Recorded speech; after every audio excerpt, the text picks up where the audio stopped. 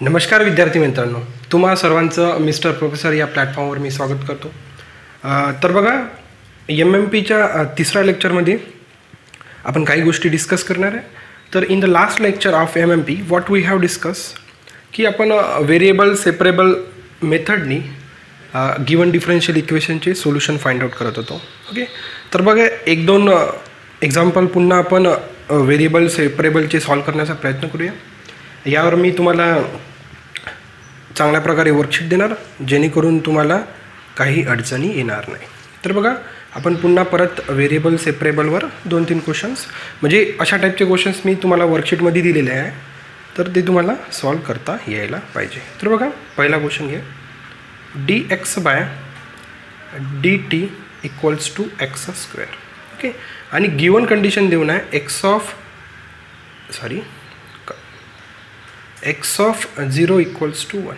Okay, ही याला म्हणायचं, याला काय म्हणतात, इनिशियल कंडिशन. ओके, म्हणजे जर अशा इनिशियल कंडिशन्स देऊन राहिल्या तर या गिवन डिफरन्शियल इक्वेशनचं सोल्युशन फाइंड आउट केल्यानंतर, आता ही जी इनिशियल कंडिशन्स असतात हे कशासाठी असतात, कॉन्स्टंट फाइंड आउट करण्यासाठी. ओके, कॉन्स्टंट फाइंड आउट करण्यासाठी. बघा, आपण याचं सोल्युशन काढण्याचा प्रयत्न करूया. सगळ्या गोष्टी तुम्हाला लक्षात येणार. सर्वप्रथम काय करायचं ना, की व्हेरिएबल्स काय करून घ्यायचे, सेपरेट. तर आपल्याला इझिली दिसत आहे की हा x² आपल्याला इकडे नको. ओके, हा dt इकडे नको, शिफ्ट करा. बघा, 1/x² × dx. dt आपल्या लेफ्ट हँड साईडला नको, राईट हँड साईडला मी शिफ्ट केला. Variable get separate. Now what you have to do, just and integrate +c. Okay, तर हा कॉन्स्टंट काढण्यासाठी या इनिशियल कंडिशन्स तुम्हाला दिलेले राहतात. तर बघा, इंटिग्रल x² ला 1/x² ला x⁻² × dx लिहू शकतो. Okay, integral dt as it is +c. Okay, पुन्हा मग इंटिग्रलचा फॉर्म्युला यूज करा. x⁻n dx = x⁻n + 1 / n+1. Okay, हा फॉर्म्युला इथं करायचा. ओके, nच्या ठिकाणी आपल्याकडे काय आहे, -2. बस nच्या ठिकाणी -2 टाकत जायचं. x⁻nच्या ठिकाणी -2 + 1, nच्या ठिकाणी -2 + 1 = integral of dt t + c. Okay, therefore x⁻−1 / -1 = t + c. आता बघा, याला x⁻−1 ला मी 1/x लिहू शकतो. ओके, हा मायनस इथे देऊ शकतो, = t + c.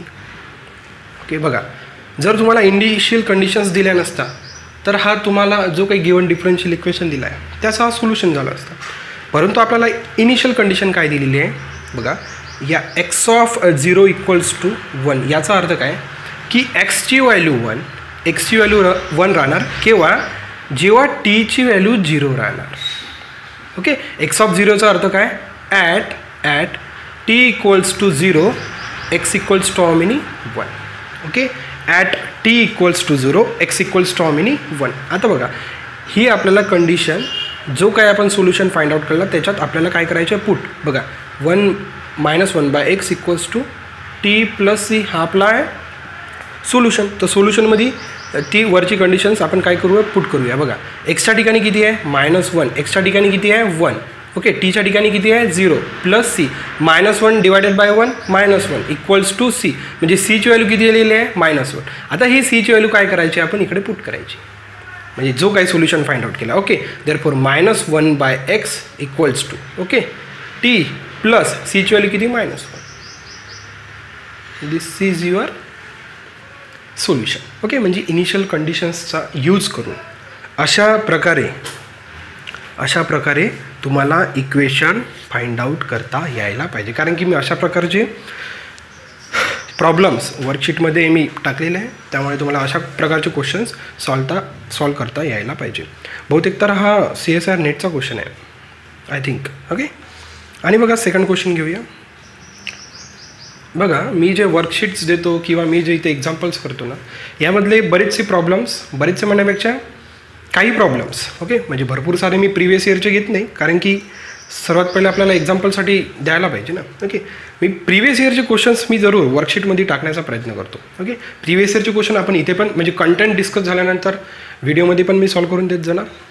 आणि तुम्हाला वर्कशीटमध्ये पण प्रिव्हियस इयरचे क्वेश्चन देणार, परंतु फक्त मी तिथं नोट नाही करणार की हा क्वेश्चन इथून आलेला आहे. ओके, कारण की कसं आहे ना, मी जर वर्कशीटमध्ये दिलं, जर तो जो तुमच्याकडून क्वेश्चन सॉल्व्ह होत आहे, म्हणजे तुमच्याकडून प्रिव्हियस इयरचे क्वेश्चन तुम्हाला न माहीत होता सॉल्व्ह होत आहे, म्हणजे तुम्ही डेफिनेटली पेपर पास होऊ शकता. माझा पहिला विचार झाला होता की वर्कशीटमध्ये नोट डाऊन करावं की कोणत्या इयरचा क्वेश्चन आहे, परंतु मी मग विचार केला की नाही, म्हणजे तुम्हाला न माहीत होता तो क्वेश्चन जर सॉल्व्ह झाला तर म्हणजे तुम्ही तसे क्वेश्चन्स मग पेपरमध्ये अटेंड करू शकता. ओके, तर बघा आता second example, dy by dx equals to x into Y. Okay, आता बघा इनिशियल कंडिशन्स दिलेलं आहे. At y equals to 2 x equals to 0. Okay, and वायची व्हॅल्यू आपल्याला फाइंड आउट करायची आहे एक्सची व्हॅल्यू 2 असताना. बघा 2 इनिशियल कंडिशन्स दिलेल्या आहे, 2 इनिशियल कंडिशन्स तुम्हाला दिलेल्या आहे. काही घाबरायचं नाही. सर्वप्रथम सोल्युशन फाइंड आउट करायचं, नंतर इनिशियल कंडिशन्सचा काय करायचा विचार. बघा आता व्हेरिएबल आपल्याला सेपरेट करायचा. बघा हा आपण y इकडे शिफ्ट करू शकतो, हा dx इकडे शिफ्ट करू शकतो, म्हणजे 1/y into dy equals to x into dx. Variable separate झाले. नाव डायरेक्टली इंटिग्रेशन. ओके, 1/yचं integral log of y integral x square by 2 plus c. Up to this no problem. Solution बघा 2 मिनटात तुमच्याकडनं सोल्युशन्स काढता येते. 2 मिनटात तुम्हाला सोल्युशन काढता येते. आता बघा जी काही इनिशियल कंडिशन दिलेलं आहे, सर्वप्रथम आपण पहिली इनिशियल कंडिशन पुट करूया. ओके, बघा at y equals to 2 x equals to 0. ठीक आहे, वायच्या ठिकाणी कधी टाकायचं आहे 2, लॉग ऑफ 2 इक्वल्स टू एक्सच्या ठिकाणी किती 0, 0/2 0, ठीक आहे नाही, 0 square by 2 plus c. Okay, म्हणजे सीची व्हॅल्यू किती आली लॉग ऑफ 2, सीची व्हॅल्यू किती आली लॉग 2. आता ही सीची व्हॅल्यू आपल्याला या इक्वेशनमध्ये पुट करायचं आहे. मग इक्वेशन काय येणार log y equals to x square by 2 plus सीची व्हॅल्यू किती लॉग ऑफ 2. आलं लक्षात. ही पहिली इनिशियल कंडिशन यूज केल्यानंतर आपल्याला हे सोल्युशन मिळालं. आता ही कंडिशन यूज केलं, वायची व्हॅल्यू काढायची आपल्याला ॲट एक्स इक्वल्स टू 2ला. बघा लॉग ऑफ वाय, एक्सची व्हॅल्यू किती आहे 2, मग इथे 2चा square divided by 2 plus log of 2, 2चा स्क्वेअर किती 4, 4/2 2 प्लस लॉग ऑफ 2, म्हणजे 2 plus log of 2 log of Y. आलं लक्षात. म्हणजे अशा तुम्हाला इनिशियल कंडिशन्स यूज कराव्या लागतील, अशा इनिशियल कंडिशन्स तुम्हाला यूज कराव्या लागतील. ओके, तर बघा परंतु त्यांनी आपल्याला काय म्हटलं आहे की आपल्याला वायची व्हॅल्यू फाइंड आउट करायला सांगितलं आहे. कशाची व्हॅल्यू फाइंड आउट करायला सांगितलेलं आहे, आपल्याला वायची व्हॅल्यू फाइंड आउट करायला सांगितलं आहे. बघा log y equals to 2 plus log 2, आपला याचा आन्सर आहे. चला आता बघा वायची व्हॅल्यू कशी फाइंड आउट करू शकतो आपण. बघा हा लॉग आहे, हा लॉग आहे. जेव्हा नाही का असे लॉग प्रेझेंट राहतात ना, तर तेव्हा एकत्र आणण्याचे प्रयत्न करायचे आणि लॉगरिथमिक रूल्स लावायचे. बघा आता मी काय करतो, लॉग वाय लॉग 2ला इकडे जर शिफ्ट केलं लेफ्ट हँड साईडला, लॉग 2 इक्वल्स टू 2.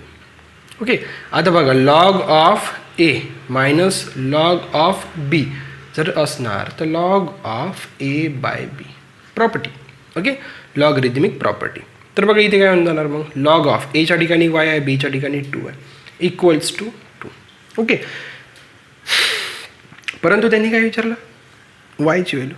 आता बघा taking E on both side. Okay, तर बघा ई आणि लॉगचं कधीच पटत नसते. ओके बघा, ओके ई आणि लॉग काय होणार कॅन्सल, तर y/2 इक्वल्स टू ईचा स्क्वेअर.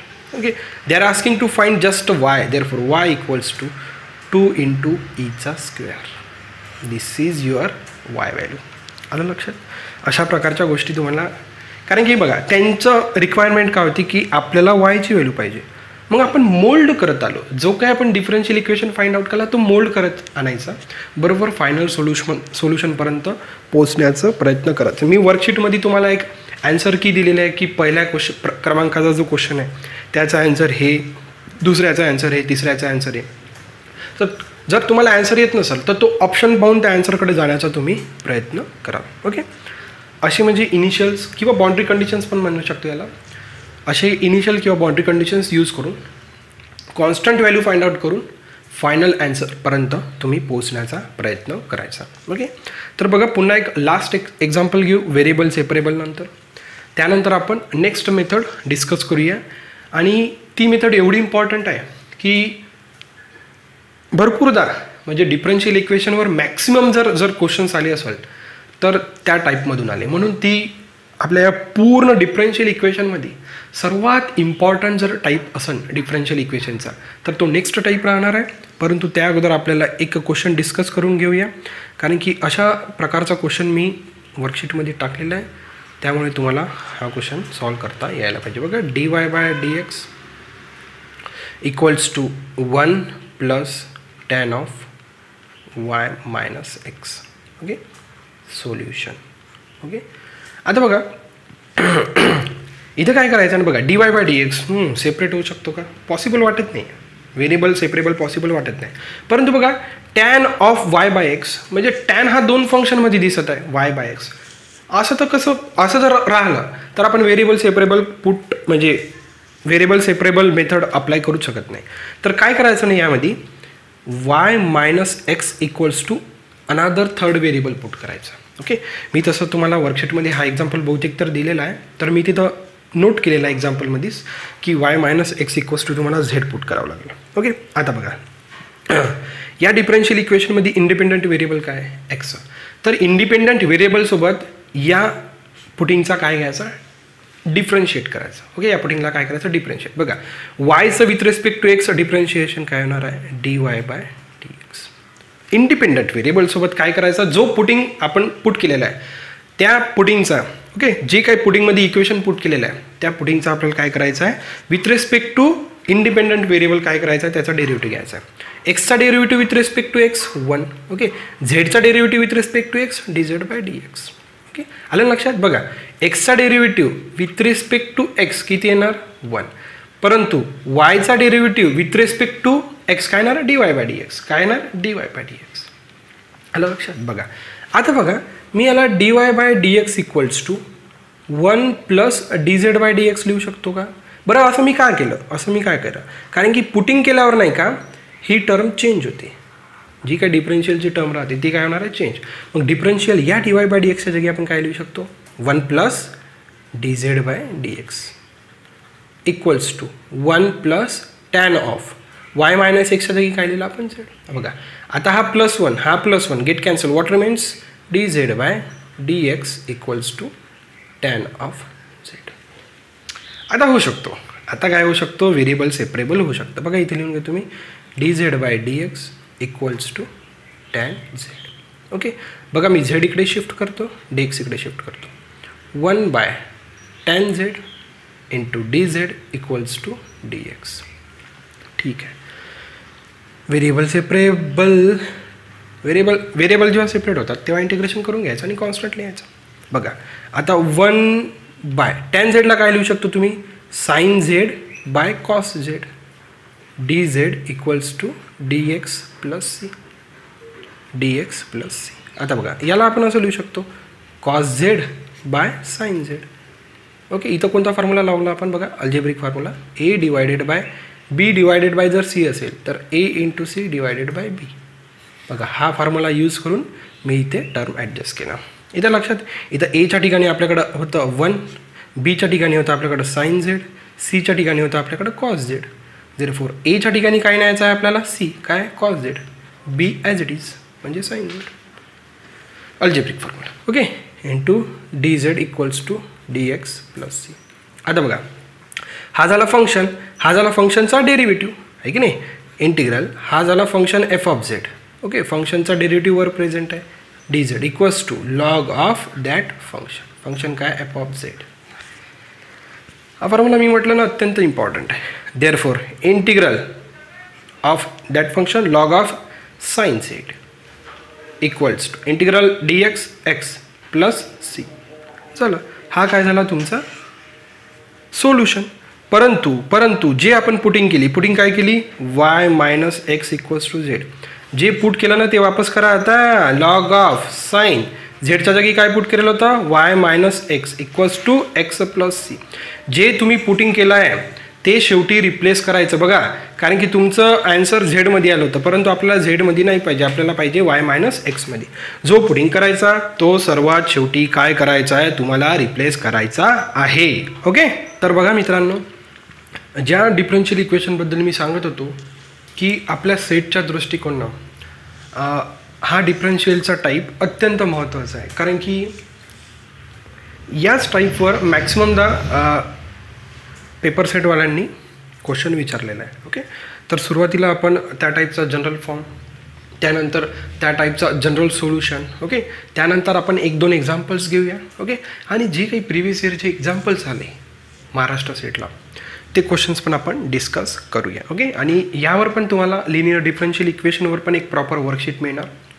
ओके, तर बघा, टाईप नंबर 2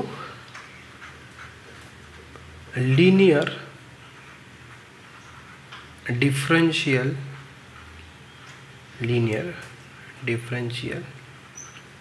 इक्वेशन. अत्यंत इम्पॉर्टंट सेटच्या दृष्टिकोनानं जर बघितला हा टाईप एवढा इम्पॉर्टंट आहे की हमखास. ओके, म्हणजे तुम्ही गेल्या 2-3 वर्षाचे जर पूर्वीचे पेपर चेक केले तर तुम्हाला हमखास.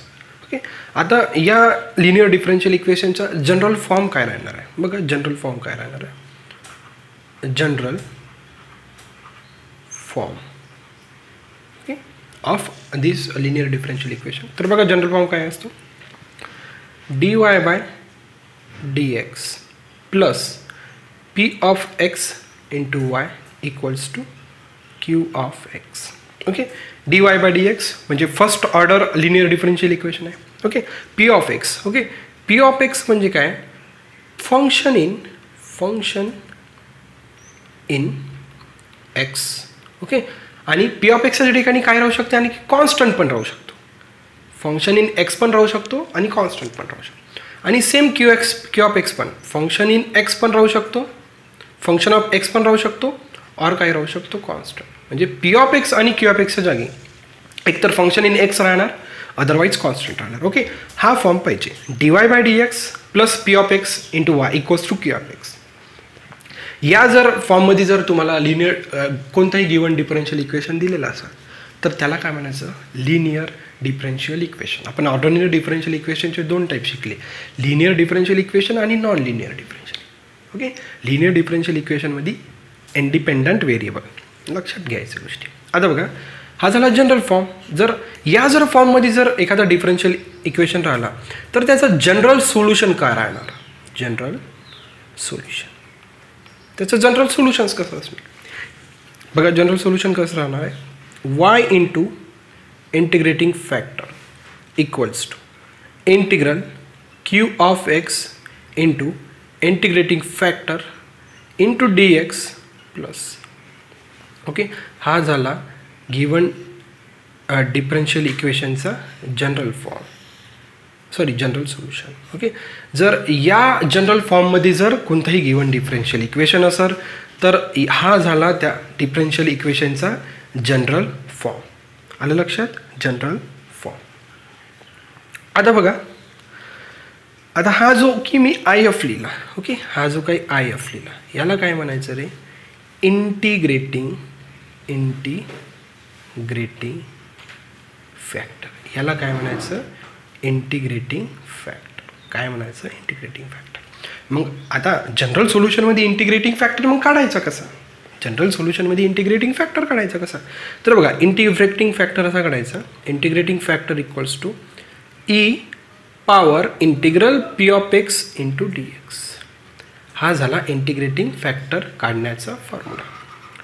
बघा, या जर जनरल फॉर्ममध्ये जर तुम्हाला जर कोणताही डिफरन्शियल इक्वेशन दिसत असेल तर हा जनरल सोल्युशन आणि इंटिग्रेटिंग फॅक्टर या 2 गोष्टी काढायच्या आणि डिफरन्शियल इक्वेशन तुमचं सॉल्व होऊन जाणार. आलं लक्षात.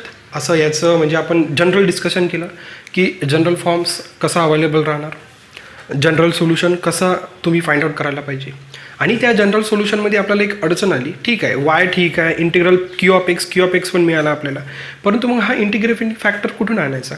तर इंटिग्रेटिंग फॅक्टर फाइंड आउट करण्यासाठी फॉर्म्युला आहे ई पॉवरमध्ये integral P of x into d X. Okay, तर बघा मी सिम्पली 1-2 एक्झाम्पल घेतो, तुम्हाला त्यावरनं समजणार की जनरल फॉर्म या टाईपचा राहतो. त्यानंतर जनरल सोल्युशन, मग त्या इंटिग्रेटिंग फॅक्टरचा आपण जनरल सोल्युशन असं फाइंड आउट वगैरे करू शकतो. तर बघा example number first for a linear differential equation. बघा dy by dx plus 2x into Y equals to 4x. म्हणजे हा जो काही दिलेला डिफरन्शियल इक्वेशन, हा लिनियर डिफरन्शियल इक्वेशन आहे का? बघा लिनियर डिफरन्शियल इक्वेशनचा सर्वप्रथम काय करायचं, जनरल फॉर्म लिहून घ्यायचा साईडला.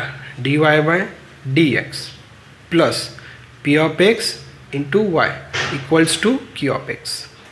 ओके, आता कम्पेअर करा. बघा हा झाला तुमचा p ऑफ x, हा काय झाला p ऑफ x. तर p ऑफ x पहिले लिहून घ्यायचं, p of x equals to 2x. Okay, आणि हा काय झाला तुमचा q of x, q of x equals to 4x. Okay, general फॉर्मशी कम्पेअर करून, ओके, जो काही गिवन डिफरन्शियल इक्वेशन असतो तो सर्वप्रथम जनरल फॉर्मशी कम्पेअर करायचा. जनरल फॉर्मशी कम्पेअर केल्यानंतर p ऑफ x आणि q ऑफ x काढून घ्यायचे.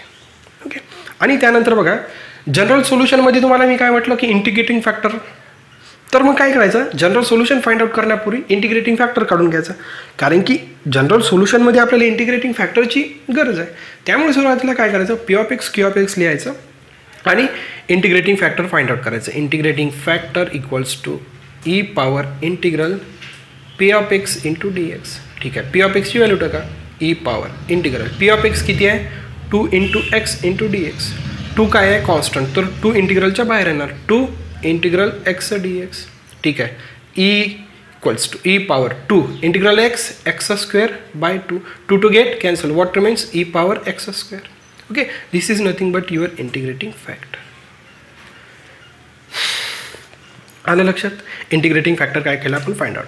बघा जो काही गिवन डिफरन्शियल इक्वेशन असतो त्याला सर्वप्रथम जनरल फॉर्मची कम्पेअर करायचं, p ऑफ x काढायचं, q ऑफ x काढायचं. त्यानंतर जनरल सोल्युशनमध्ये आपल्याला इंटिग्रेटिंग फॅक्टरची गरज आहे, त्यामुळे आपण काय करत आहे, जनरल सोल्युशन फाइंड आउट करण्यापूर्वी आपण इंटिग्रेटिंग फॅक्टर फाइंड आउट करत आहे. आता जनरल सोल्युशन काय आहे, y into integrating factor equals to integral q of x integrating factor dx plus c. ठीक आहे, y तुमच्याकडे अवेलेबल आहे. इंटिग्रेटिंग फॅक्टर काय आहे, e power x square equals to q of x. q of x काय आहे तुमच्याकडं, 4 time x. Okay, integrating factor काय आहे, e power x square dx plus c. आलं लक्षात? आता बघा हे सॉल्व कसं करायचं. बघा y e power x square equals to 4 इंटिग्रलच्या बाहेर राहिलं काय, x E power x square dx plus c. आता आपल्याला प्रॉब्लेम येतो आहे की हा इंटिग्रल कसा सॉल्व करायचा आहे की नाही, हा इंटिग्रल कसा सॉल्व करायचा. तर बघा हा इंटिग्रल आपण साईडला सॉल्व करून घेऊया, x into E power x square into dx. Okay, आता बघा मी काय करतो या इंटिग्रलमध्ये, हा जो काही x स्क्वेअर आहे ना, हा जो काही x स्क्वेअर आहे याच्या ठिकाणी मी z पुट करून घेतो. ओके, x स्क्वेअरच्या ठिकाणी काय पुट केलं मी, z.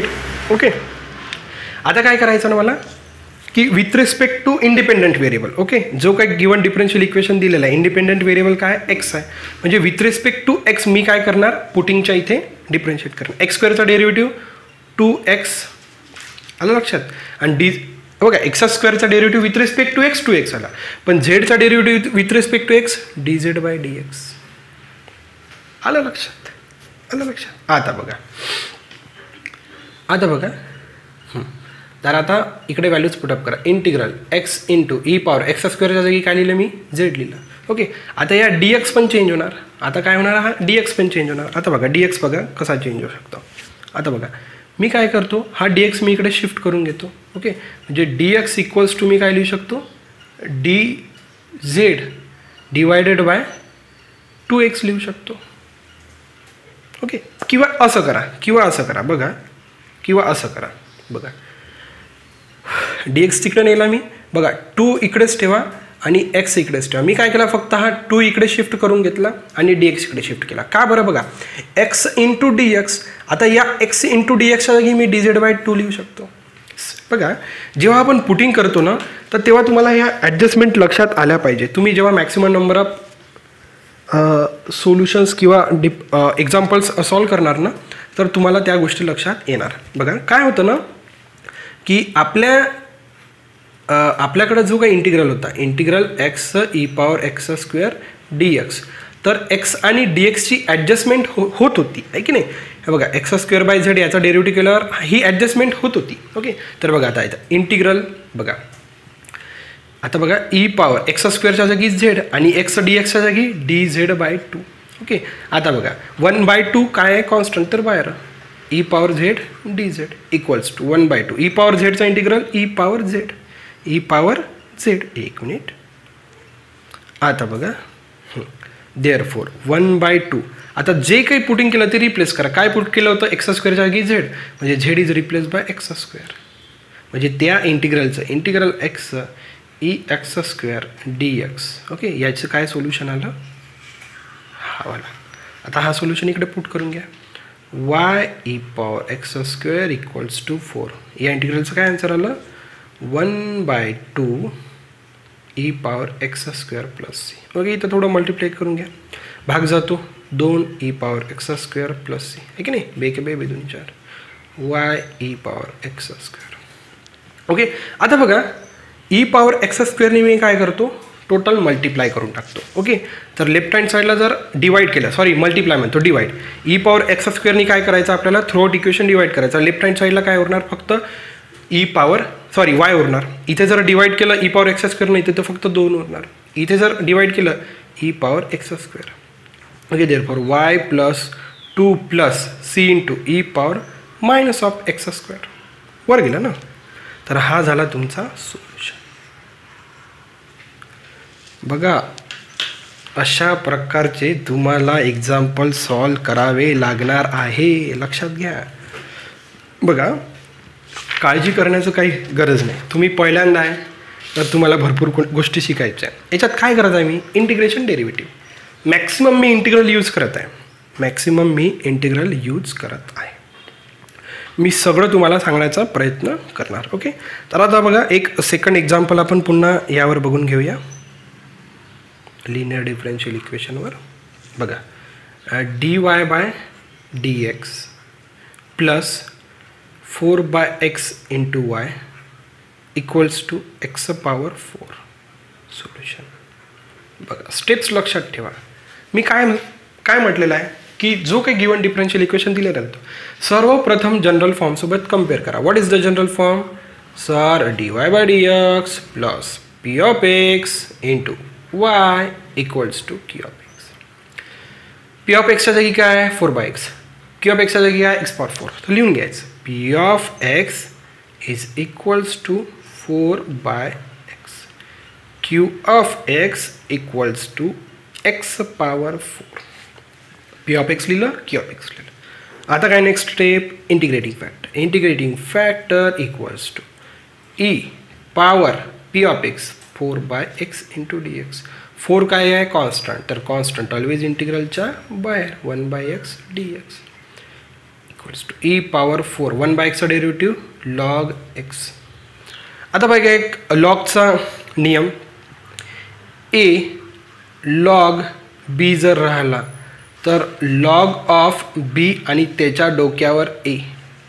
ओके, आता बघा मग e power log of x, एक्सच्या डोक्यावर 4.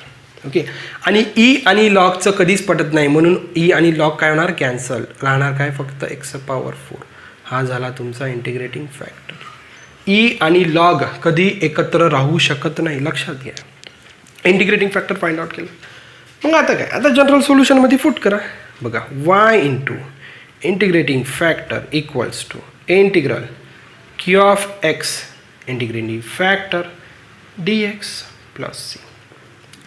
y, what is the integrating factor, x power 4 equals to, what is q of x power 4. What is integrating factor, x power 4 dx plus. आता तर simple झालं हो, laws of indices. X power a into x power b equals to काय होते, X power a plus b. का बरं, base सारखं आहे. Therefore X power 4 + 4 8 dx plus C. Simple integration. एनच्या ठिकाणी किती आहे 8 आहे. N plus 1 X power N plus 1. N plus 1 म्हणजे किती 8 plus 1 divided by 8 plus 1 plus C.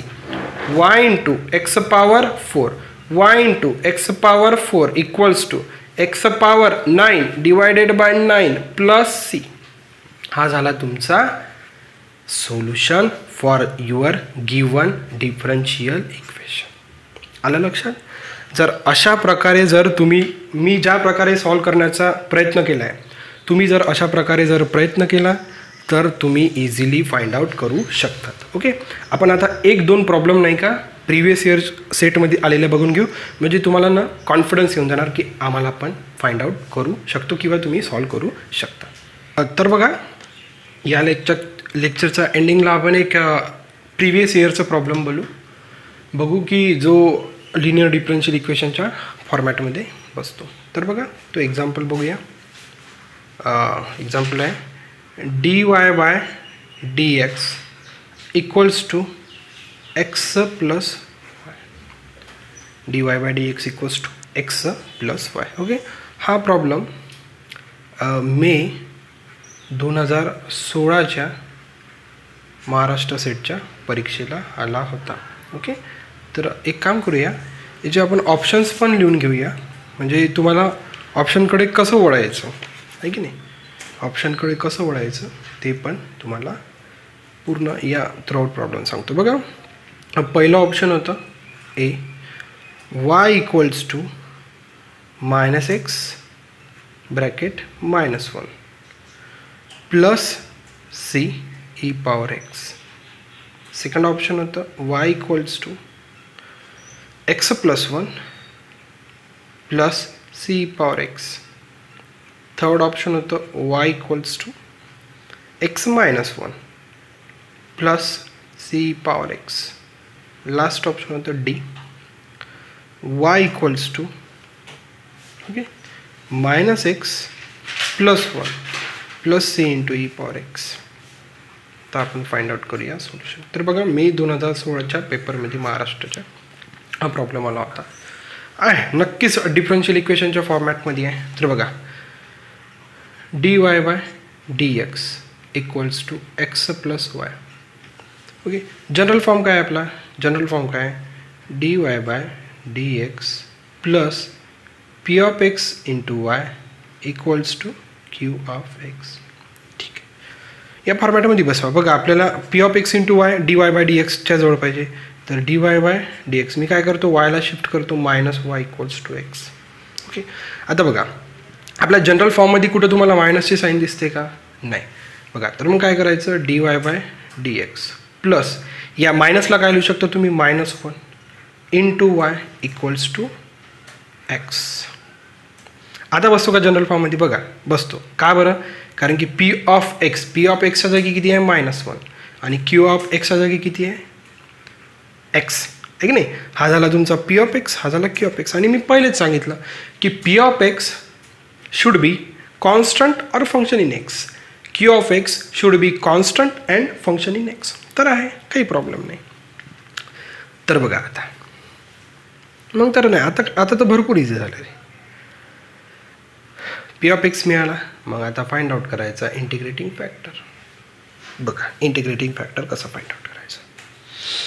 काय फॉर्म्युला आहे रे इंटिग्रेटिंग फॅक्टरचा E integral P of X dx equals to E integral P of X -1 dx equals to E power -1 बाहेर integral dx E power -1 into dx integral of dx x E power -x. म्हणजे तुमचा integrating factor काय आला रे integrating factor equals to E power -x. ठीक आहे. इथपर्यंत काही प्रॉब्लेम नाही. आलं लक्षात. आता बघा आता आपण इंटिग्रेटिंग फॅक्टर फाइंड आउट केलं. आता तुम्हाला जो काही लिनियर डिफरन्शियल इक्वेशन असते त्याचा जनरल सोल्युशन माहीत पाहिजे.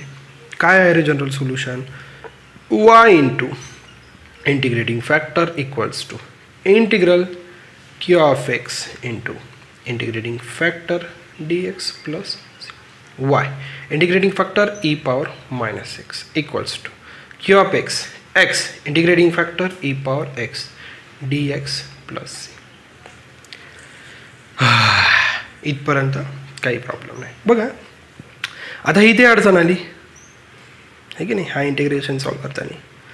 बघा हा इंटिग्रल लिएट रूलने पण सॉल्व करू शकतो, जसं की आपण 12वीत करत होतो, पण भरपूर वेळ लागतो.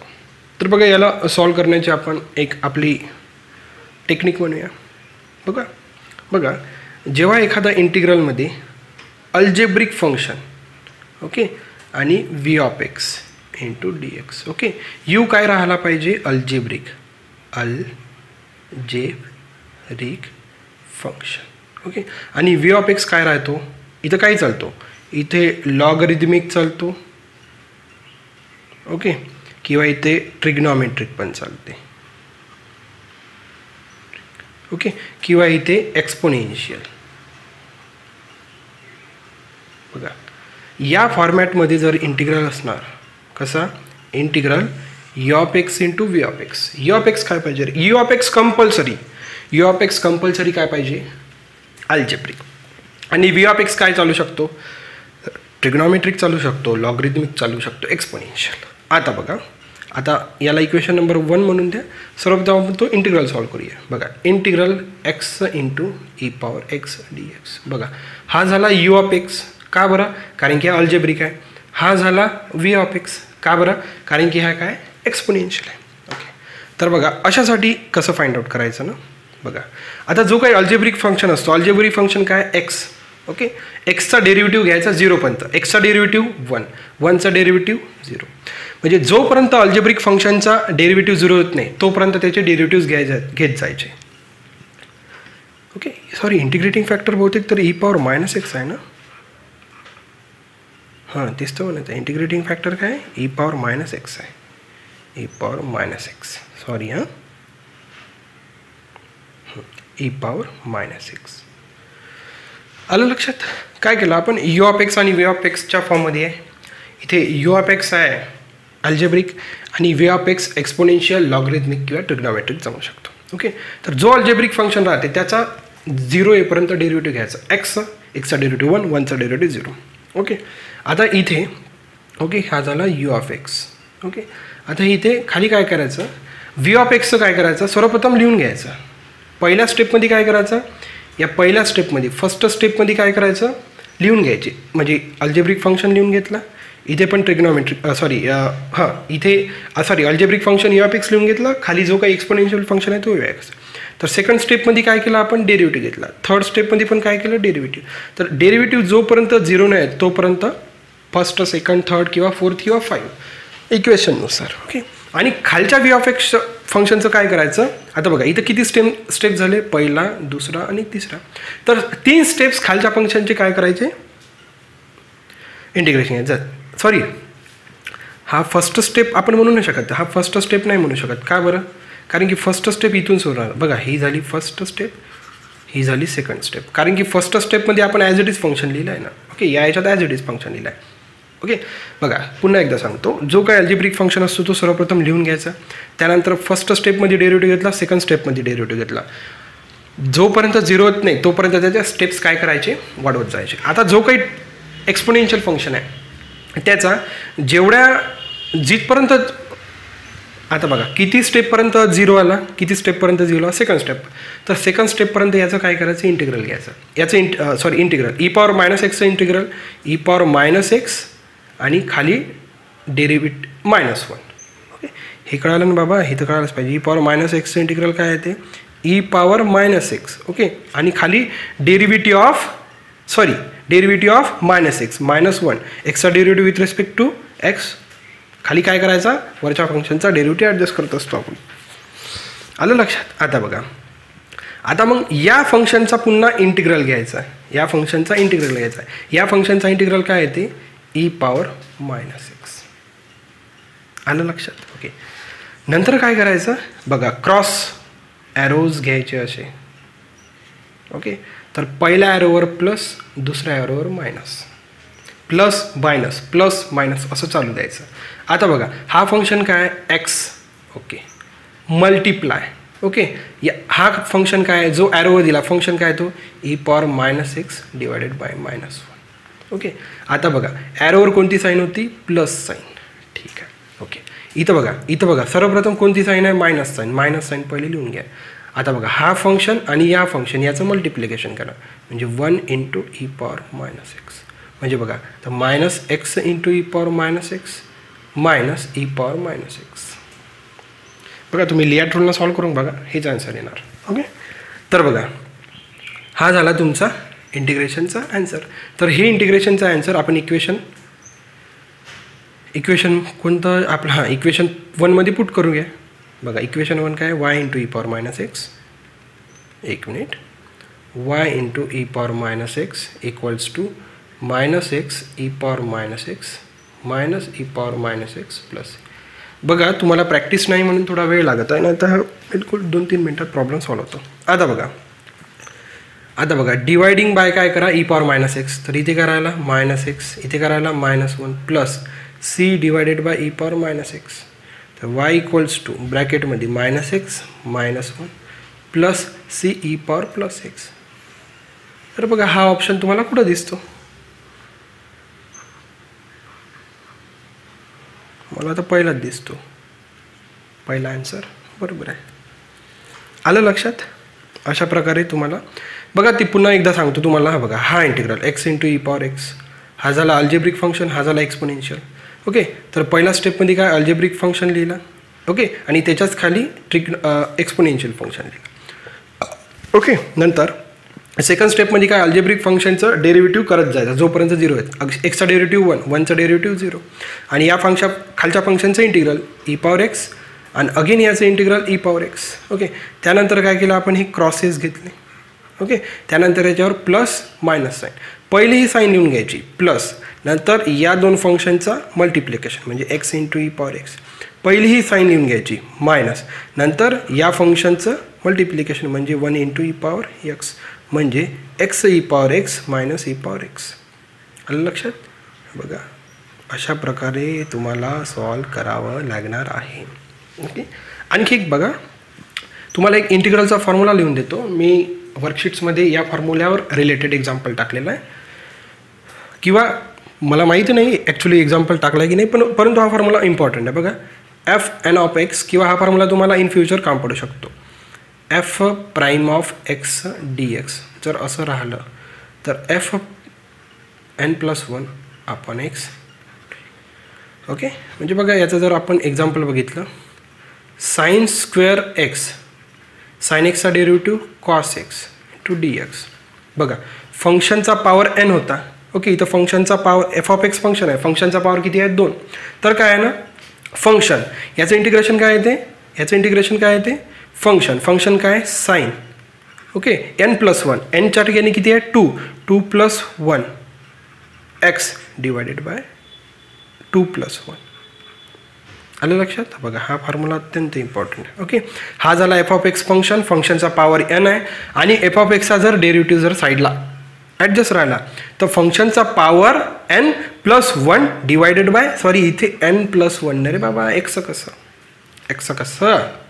ओके, बघा पुन्हा हा एकदा फॉर्म्युला तुम्ही लिहून घ्या कुठेतरी, हां, कारण की हा फॉर्म्युला इम्पॉर्टंट आहे आणि या फॉर्म्युल्यावर नक्कीच येतात. बघा इथं लिहून देतो पुन्हा, f(n)(x) f'(x) dx.